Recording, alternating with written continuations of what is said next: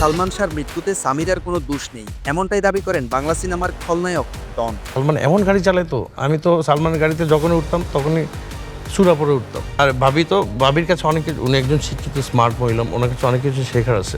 এমন একটি পুরনো সাক্ষাৎকার সামাজিক মাধ্যমে বেশ ভাইরাল হয়েছে। এই পুরনো সাক্ষাৎকারটি ভাইরাল হওয়ার পর ডনের বক্তব্য নিয়ে নেটিজেনদের মনে জন্ম দিয়েছে তীব্র সন্দেহ। কার ভূমিকা বেশি ছিল তার আত্মহত্যা করার পেছনে? সালমানের ওয়াইফ তো, ওরা তো মনে করো এরকম প্রেম দেখিনি। তোমাকে আমি আবার বললাম, মানে সামিরা ভাবির কোনো দোষই ছিল না। আমি তো দেখতেছি না কোনো। এদিকে সালমানের মা নীলা চৌধুরী দাবি করেন, ঢাকা মেডিকেল কলেজ হাসপাতালের মর্গেও বেঁচে ছিলেন চিত্রনায়ক সালমান শাহ। জ্বালাইয়া প্রেমের বাতি কোথায় তুমি থাকো রে, দাও না দেখা বন্ধু আমারে। বাংলা চলচ্চিত্রের কিংবদন্তি নায়ক সালমান শাহর মৃত্যু নিয়ে নতুন করে শুরু হয়েছে আলোচনা।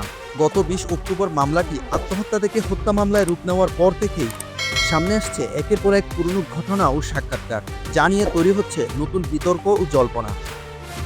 এক জনমের ভালোবাসা, এক জনমের কাছে আসা।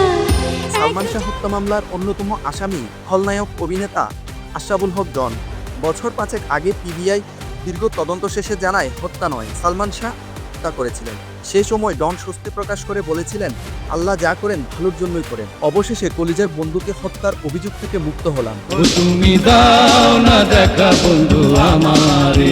4 বছর আগে একটি বেসরকারি টেলিভিশনে অতিথি হয়ে আসেন ডন।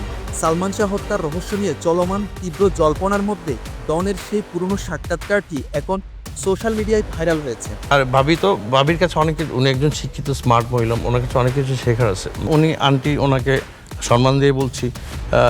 উনি বারবার কেন যে জড়াচ্ছেন আমাকে, আমার এটাই বোধগম্য হচ্ছে না। সে সময় সাক্ষাৎকারে ডনকে সরাসরি প্রশ্ন করা হয়, নায়ক সালমান শাহ আত্মহত্যার কারণ কি হতে পারে, ওনার মা নাকি ওনার স্ত্রী? জবাবে ডন প্রথমে এটিকে ফ্যামিলিগত ব্যাপার হিসেবে উল্লেখ করে সালমানের মেন্টালি আপসেট থাকার প্রসঙ্গ তোলেন। আমি তো সালমানকে মানে 2-3 বছরের মধ্যে ওর মাকে মা ডাকতে দেখি।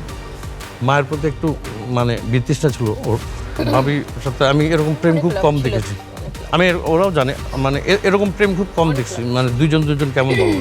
এদিকে এই পুরনো সাক্ষাৎকারটি বর্তমানে ভাইরাল হওয়ার পর নেটিজেনদের মনে জন্ম দিয়েছে তীব্র সন্দেহ।